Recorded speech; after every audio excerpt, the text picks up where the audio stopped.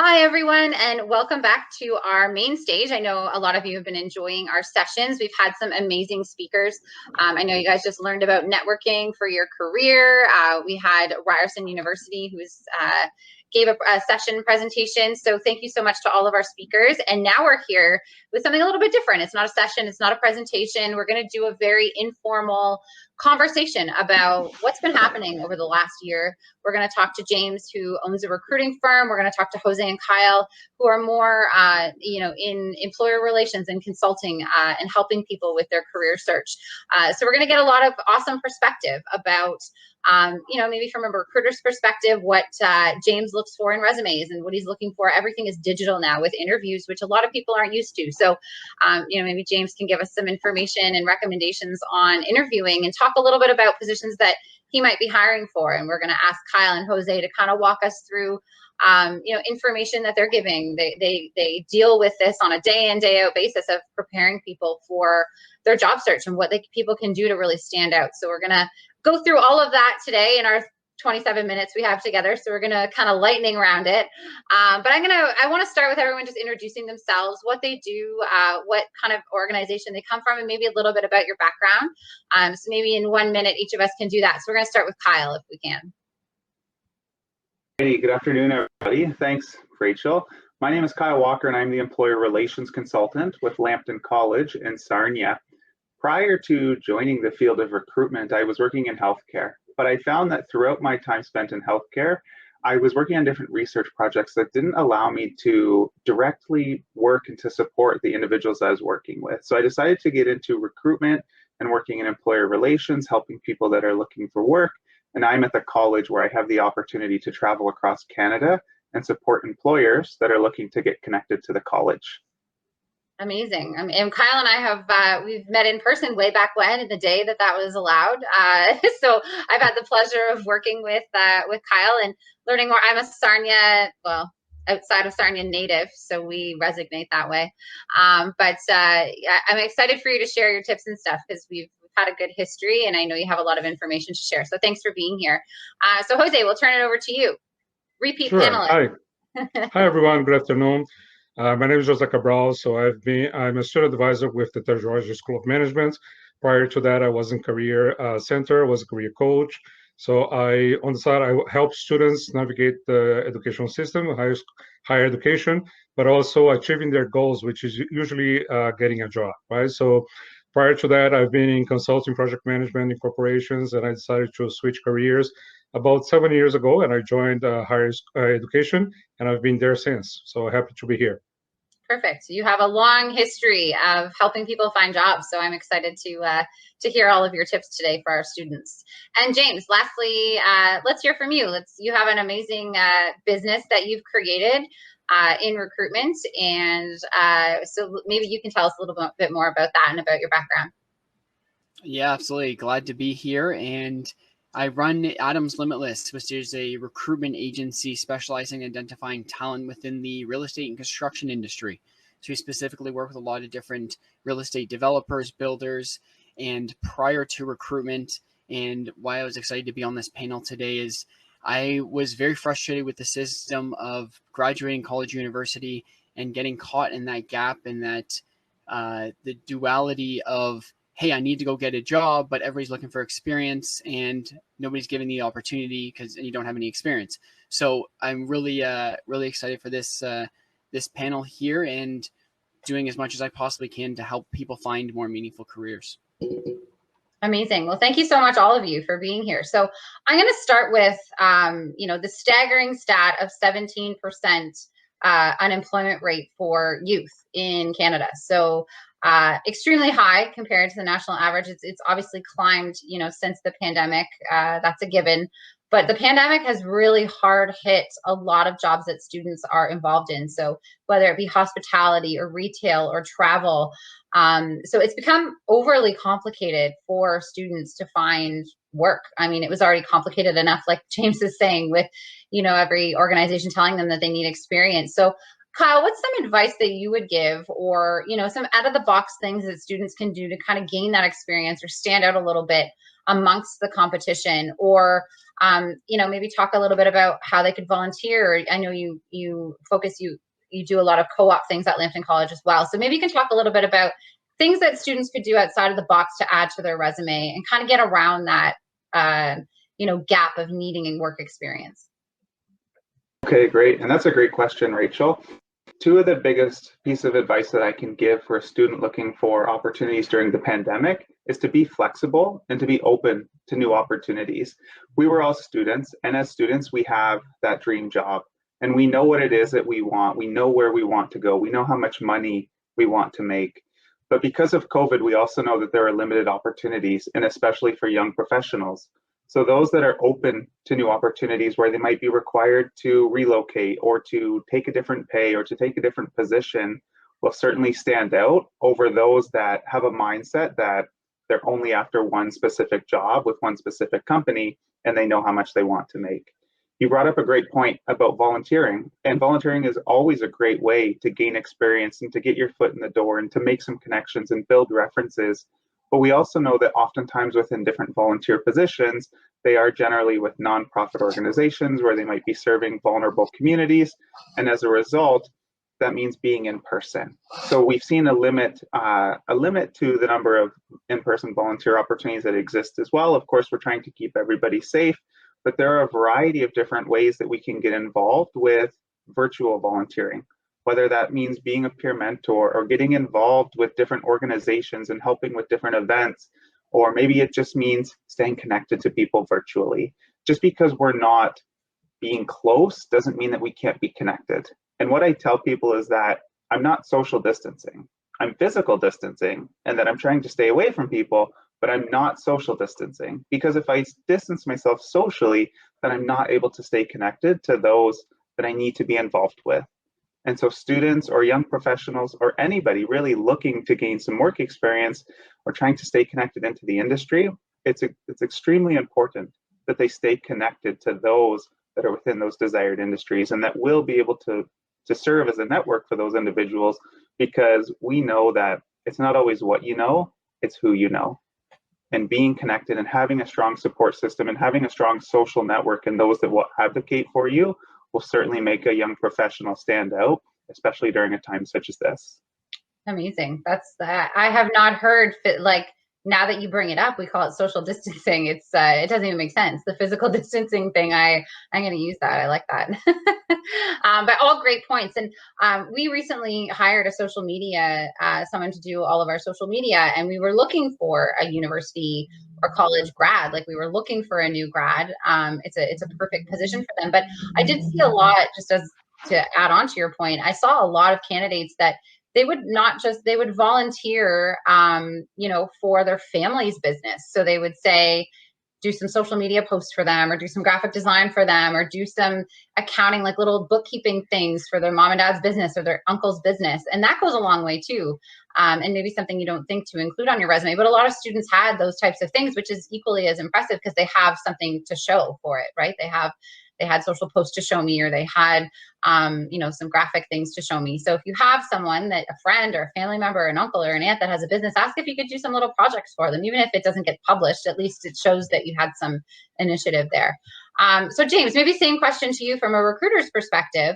What can candidates do? Like, what do you look for on a candidate's resume to, you're skimming through hundreds of resumes. What stands out to you I guess coming from a student perspective, other than experience, what can a student do to stand out on their resume? Yeah, no, I'm glad you threw this question to me as well, because I want to piggyback off of a little bit what Kyle said, but to the resume point, I mean, because I'm specifically focusing on construction type roles, a lot of it, but I think it just relate to any student, is making sure they highlight their projects specifically in there, because that's really going to give a detailed background on exactly what it is that they've been doing. So a lot of times you'll see, hey, I worked at this company or I worked within this school, but there's any specific relatable projects that they can break down any metrics or any achievements in there goes a long way, because the reality is, especially within an HR manager or working with a recruiter, they only probably take about 10 seconds looking at your resume. You need something that needs to stand out, needs to pop, or it goes on to the next person, unfortunately, and that's just the reality. to piggyback off of what Kyle said, I wanted to say 1000% is about networking and getting yourself out there. And it's interesting, you mentioned 17% unemployment rate. The construction industry kind of went the other way, where it's rapidly expanding and it is an essential service. And I'm grateful to be in this industry. But being a recruiter, there's a ton of tools we have access to in doing pretty much what I do to help other people find more meaningful careers. I can maybe impart some of those tools on the students here today. So you talked about volunteer opportunities, internships, those kinds of opportunities. There's a platform that we use that's called Ryerson, and is actually a student platform specifically that matches students with employers in their industry all around North America.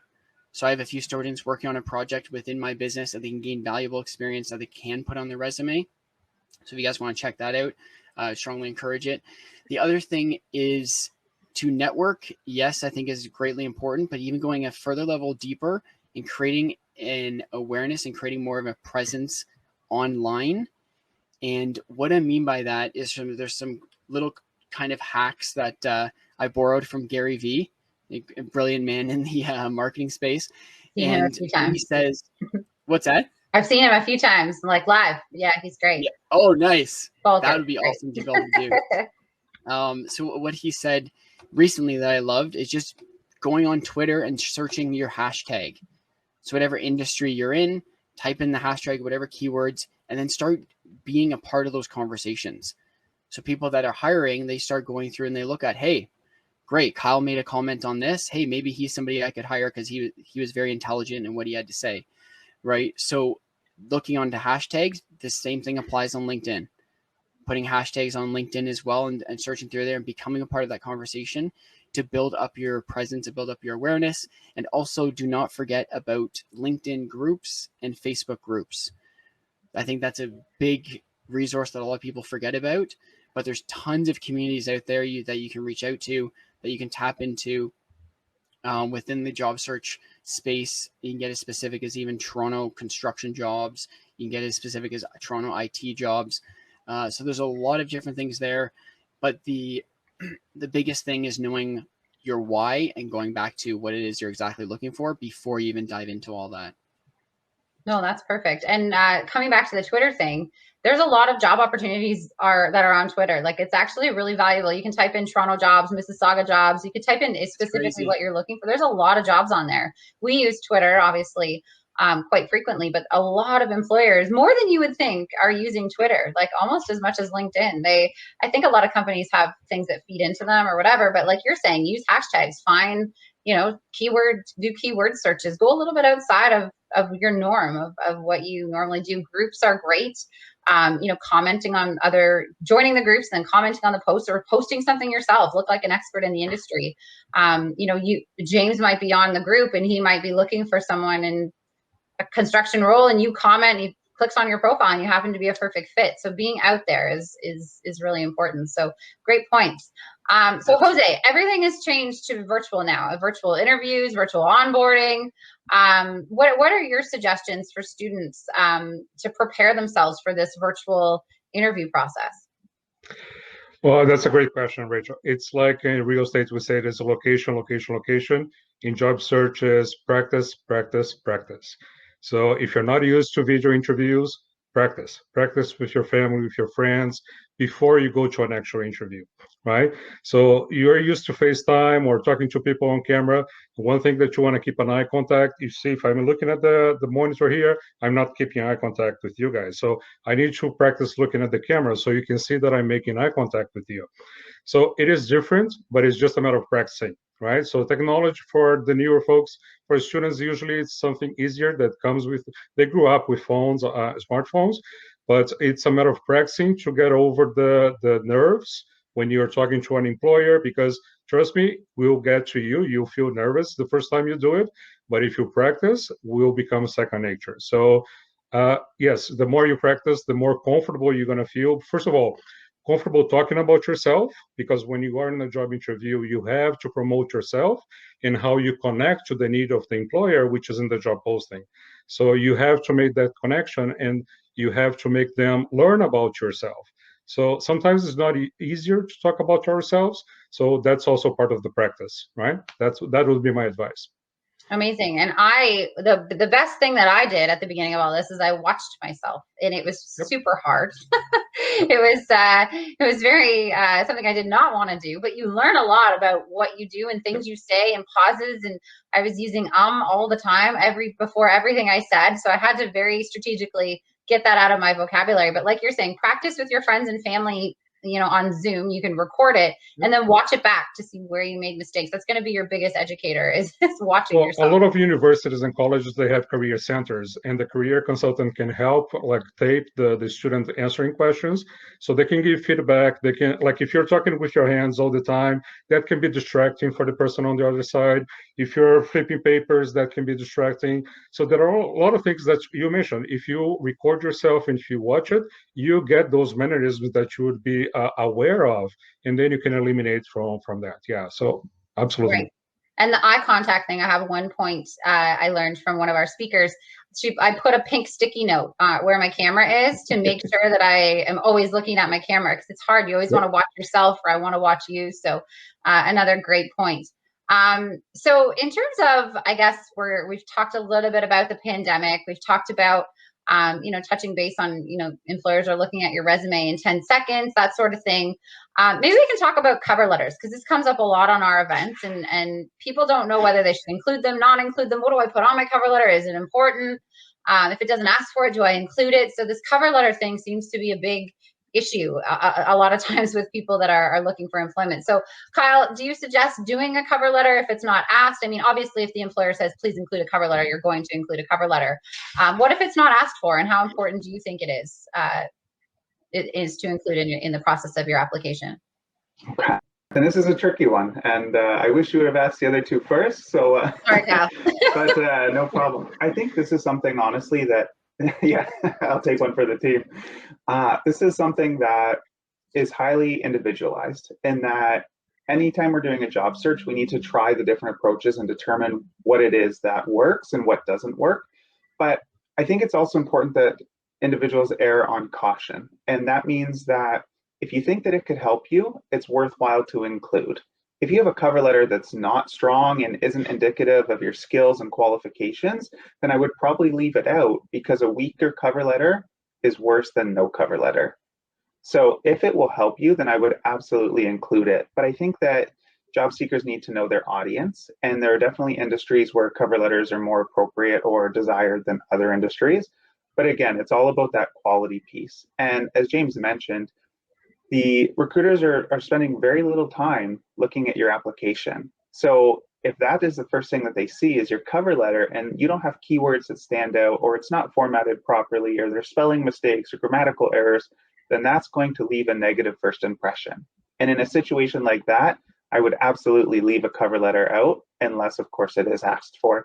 But otherwise, a cover letter is a great way for individuals to elaborate on their skills and experience, and really demonstrate what it is that they've done in more of a paragraph point, where they can actually elaborate and they can speak to their skills. However, again, it is something that is individualized. And what I tell people, as anyone doing job search and job development, is just to simply try different methods and see what works. That's awesome. That's great. So Jose, for those that haven't used, they might have graduated from Seneca or University of Toronto, or from various organizations, Ryerson University. What resources are available? Maybe no one knows, or maybe no one's visited their career center or their career resource, or maybe they don't even know what's there. So what are the three main functions that a career resource center serves if you're a new grad, that can help them in finding employment? So if you're still in school, I would say the career center, usually the school may offer co-op opportunities, and usually is managed by the career center. So that's one thing that you may want to learn as soon as you join the program, and see if the program offers co-op opportunities, and see what's the process to apply and how you can get into that, because that will give you a chance to practice work during the school program as well. The Career Center, usually they offer feedback on resume, they offer feedback on cover letters. They can help you practice for interviews, even if it's video interviews, there is support for that. And they also have that link with the employers. So like Kyle was mentioning, like he works with employers and travels. So they usually have that connection with the market, the labor markets, and would be able to help students perhaps navigate what's the first job out of school, or what kind of internships or co-op opportunities I can do while in school. So don't wait until you get to the final year of your program and come to the Career Center. That might be too late. So as soon as you can, start thinking about it. What can I get during summer, perhaps? I get an internship, even if it's virtual. You can plan for something. And by the way, summer opportunities have been posted since January. So if you wait until May to get something for summer, that might be too late, depending on the size of the organization and such. And the Career Center can help with that. Now, all the things related to career services, job search, a Career Center usually would be the first place to visit. Amazing. Thanks for that. So we have a couple comments. I knew the cover letter thing would strike some strike some conversation. So I have a couple people commenting. So one of our audience members says they have a couple friends who are in HR that don't even look at the cover letter. They look for key points in the resume. And we have someone that kind of plays on that to say the biggest problem they're coming across in the industry is no one reads. They just skim and look for keywords, and they feel like they're missing the best candidates for the job. So, James, I'm going to put this on you, if that's okay. All right, let's do it. Yeah, but my thing with cover letters is, like Kyle said, it's very specific to the recruiter. I enjoy reading a cover letter. I don't think it takes away from the resume. I think it complements it. In the sense that you're able to tell a story. I'm able to see the person's grammatical composition of sentences. I'm able to see their writing style.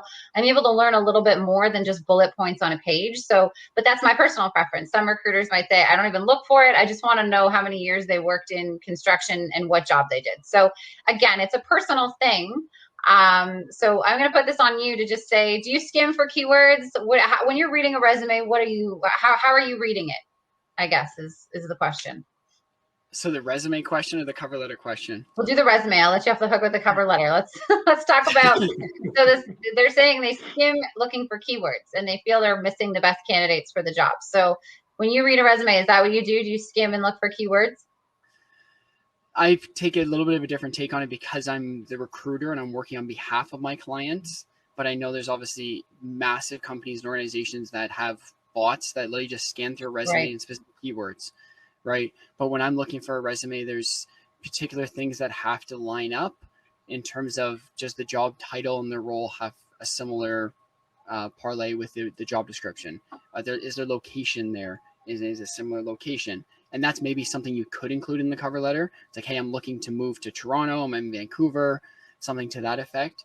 But the cover letter question, to Kyle's point, I think he summarized it very well, is really tricky, especially for a student or a recent grad coming out of it, because there's not too much you can include.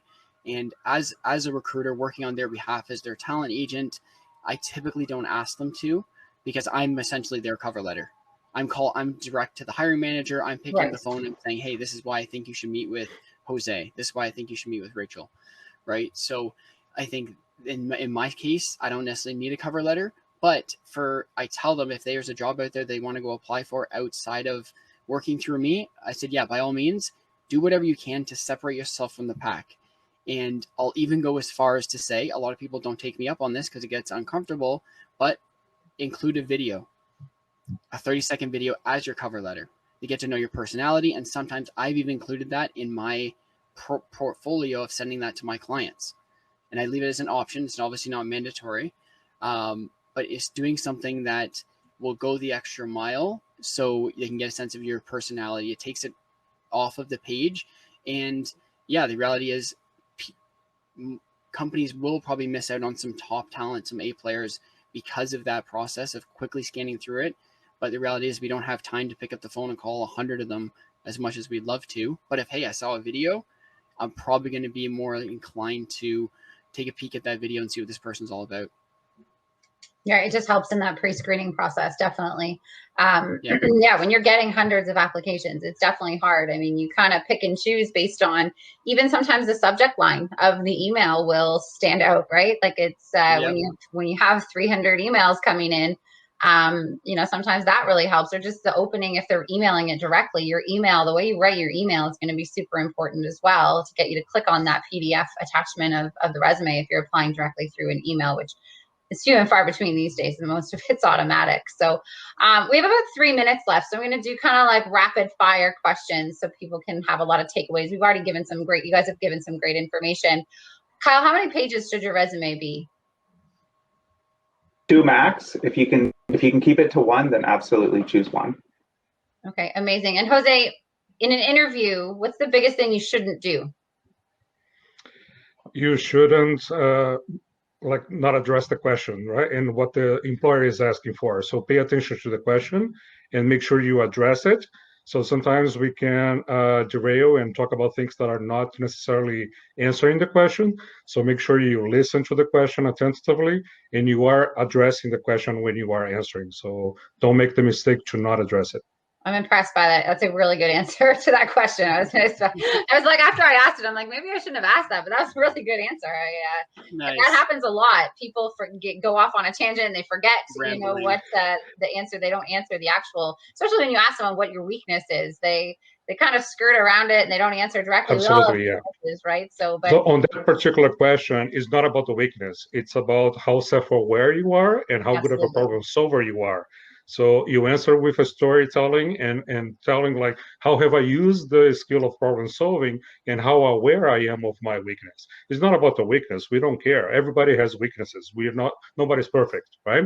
But it's about how good you are of being aware of yourself and addressing your own issues. It's self-improvement. That's about it. But another thing is to keep track of the time, right? You don't want to be answering for 5 minutes. So you have to practice limiting the amount of time that you're providing an answer to the question. That's my weakness. I talk too much, like way too much. I didn't mean that. Yeah. And James, coming from a recruiter's perspective, I mean, a lot of companies use recruiters. It's a big industry. And especially if it's more niche, like you cover construction and that's kind of your niche. What advice would you give to candidates in terms of working with recruiters? I personally think recruiters it's amazing to have someone on your side, on your team, coaching you, because it's not just the fact that you're connecting someone. You're going to help that person get the job. You're going to help them with their interview. You're going to prep. Recruiters do a lot of things outside of just kind of matching you with the employer. So, what's your top advice for working with recruiters? Number 1 would be to reach out. I didn't even know that they existed when I was in college, university. Neither did I. They worked on my behalf for free. And the follow-up to that would be to make sure they truly understand what you're looking for and aren't just rapid fire asking a bunch of questions. And okay, great, next. So what I mean by that is the industry, I think, has a bad rep because, full disclosure, we get compensated based on the base salary that we can get you. So a lot of recruiters out there are just there for the money and they don't take the time to actually understand what it is exactly you're looking for. So if you get that sense, it's probably best to go look for somebody else, because there's tons of other recruiters out there, and making sure you find somebody who specializes in the area that you're looking for. Great point. Absolutely. Those were all, I think we gave a lot of awesome advice today in the 30 minutes that we had. We covered a lot. So I just want to say thank you to you guys for being here. If you want to put your contact information too in the chat, whether it's a website, a link to your careers page, or your LinkedIn profile, if you feel comfortable, if you want to, and that way people can reach out. But I just want to say thank you, Kyle, Jose, James. You guys gave amazing advice. It's so important right now. We're trying to do a lot of community outreach to people, as I'm sure you guys are too. A lot of people are unemployed, but especially in the student youth area. So we really appreciate you guys taking the time to help and do this outreach for youth today. So thanks so much for being here. Thank you so much, Rachel. I appreciate it. I was going to jump in real quick, if you don't mind, 2 seconds. Yeah, go ahead. We're actually looking for a student currently right now for an IT help desk position. Oh, amazing. With a reputable residential builder developer out in Pickering, and they do have to have their driver's license. So if there's anybody there that because just coming out of school in terms of the IT background, love to be able to be connected, and I really appreciate you having me on. Sure. And if you have a link to the job posting, if you want to put it in the chat here, at Toronto Jobs, we're also looking for a sales account manager. So if you are, you know, a new grad in a marketing program, or, you know, you're very interested in kind of sales, account management, dealing with clients, we're also looking for a recent grad, so could be university, college, and we're always kind of have our eye out. We're looking to expand our team. We do a lot of virtual events and things like that. So, so thank you guys so much for being here. If you want to check out more events that we do, we have a lot of different career events. It's TorontoJobs.ca/news, where you'll be able to find all of those events. And TorontoJobs.ca is our website. We have a lot of resources, job postings, pretty much everything is there. We have a lot of different resources, articles, blog content. We're very active on social media. So thanks again, and everyone have a great afternoon, and we hope to see you at our next event. So thanks so much. Thank you, everyone. Take care. Bye. Bye-bye.